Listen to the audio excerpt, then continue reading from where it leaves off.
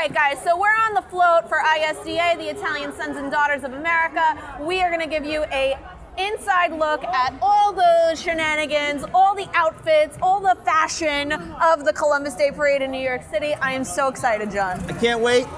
The float is taking off.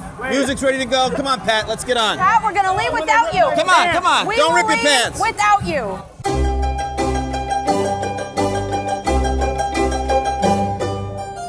Columbus Day. There are few days on the calendar that bring out Italian-American pride quite like this one. After all, what could be better than an entire day devoted to celebrating the accomplishments of 25 million Americans lucky enough to share Italian roots? In recent years, a holiday that was celebrated for centuries without controversy has become a hot-button issue that hits at the heart of Italian identity in America. As some communities opt to re-examine the legacy of the holiday's namesake, navigator, Italian Americans across the nation find themselves fighting to defend a figure clouded in historical mystery, and a holiday that is for many more about a chance to join thousands of other Italian Americans lining the streets of America's cities to sing, laugh, and proudly wave the two flags we all hold dear. This is Columbus Day.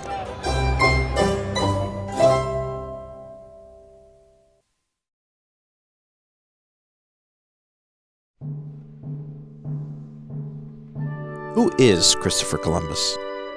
To some, he's the heroic Genoese explorer and pioneer whose voyages across the Atlantic brought together two continents and eventually formed the Americas as we know them today.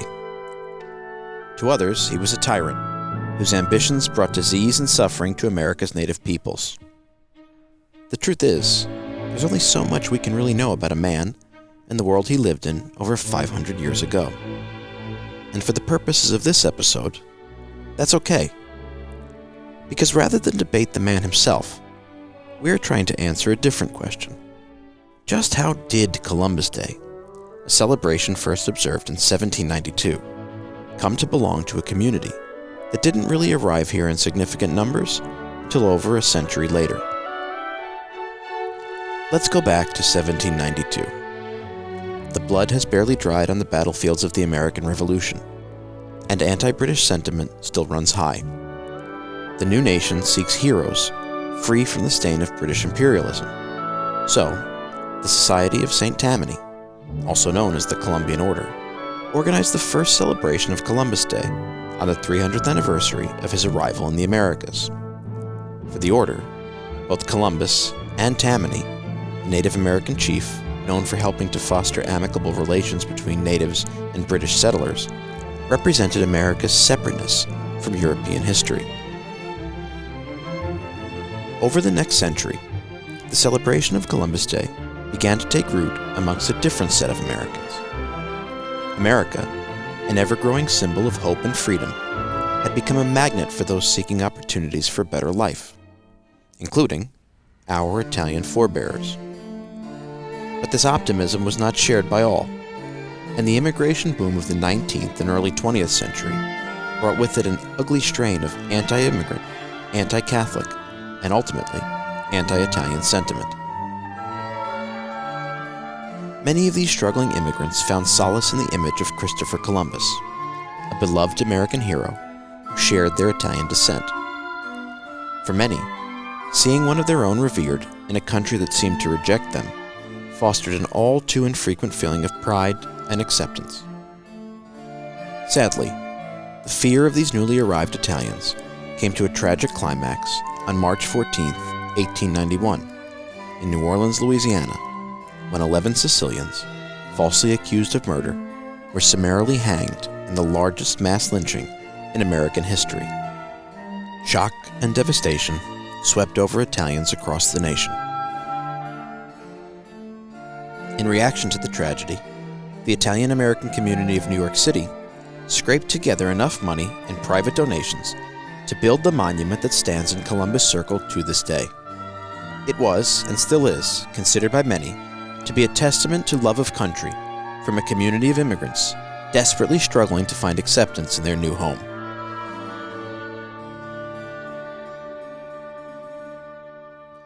The following year, on the 400th anniversary of Columbus's maiden voyage, President Benjamin Harrison issued a proclamation officially urging Americans to observe Columbus Day, a decision, many believe, that was made to ease tensions between Italy and the United States. The observance that year lasted a full week and was a sign for many of better days to come. Throughout the 20th century, Italian Americans slowly became an accepted part of the American social fabric.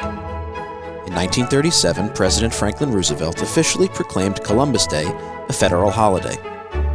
And just a few years later, a dedicated group of Italian Americans, led by entrepreneur Generoso Pope, founded the Columbus Citizens Foundation, an organization created to engage in and support charitable causes, and to celebrate the accomplishments of the millions of men and women of Italian ancestry that called the United States home.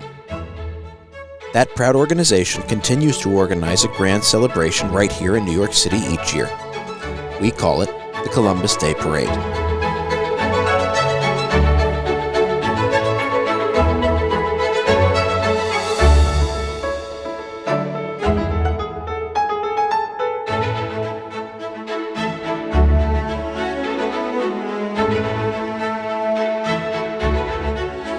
In recent decades, as new historical sources are unearthed and the legacy of Christopher Columbus is called into question, many in our community have found themselves defending a holiday that they, like its detractors, hardly understand.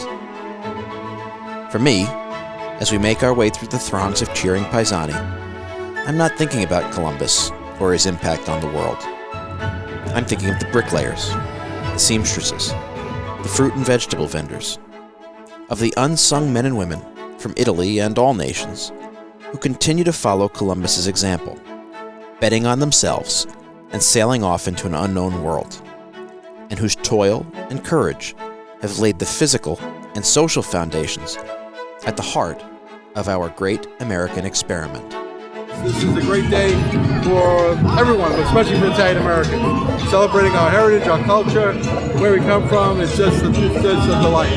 We follow the leading guys like you. Well, we need your generation to All take right, over so next. Monica, just Let's face it, history's complicated, and the constant uncovering of new information forces us to continually re-examine our past.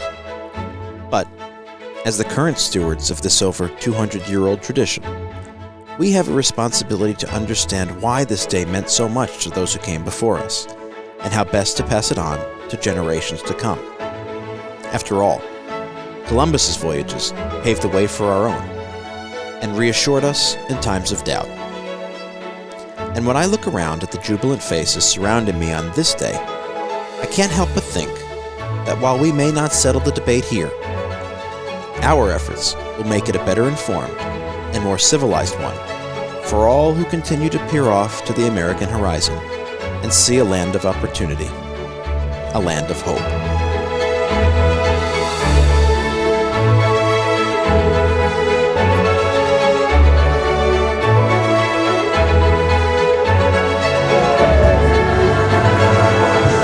Happy Columbus Day!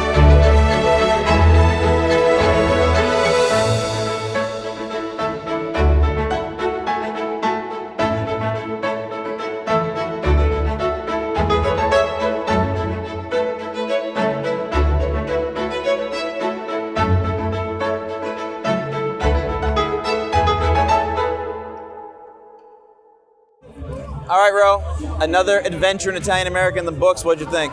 You know, I gotta say, I think this was one of the best Columbus Day parades I've ever been a part of.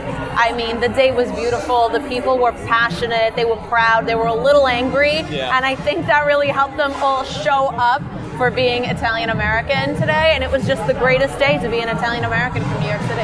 It was having this little controversy about Columbus, about Mother Cabrini. I feel like our people are energized. We They're need proud. this. Yeah, we need to fight. We need to fight. I think that helps. Yeah. I think when we show up, we fight and we stay all the No, way we through. fight till the end. We're not going away. And we fight till the end, and we celebrate till the end. And this is still the end of the Columbus Day Parade. It's going on and on and on, but I mean, everybody's going home, and we're about to go eat. So, Yeah. from all of us at the podcast, thanks for being a part of the show. We'll see you next time. Ciao, we'll see you next time. Oh, here we go. Crank that up, baby. Come on, let me hear it nice and loud. Are you ready? about the United States of America, right here in New York, New York. You know what it is? Start spreading the news. I'm leaving today. I want to be a part of it. New York, New York. These vagabonds are shoes. I'm walking to stray right through the very heart of it.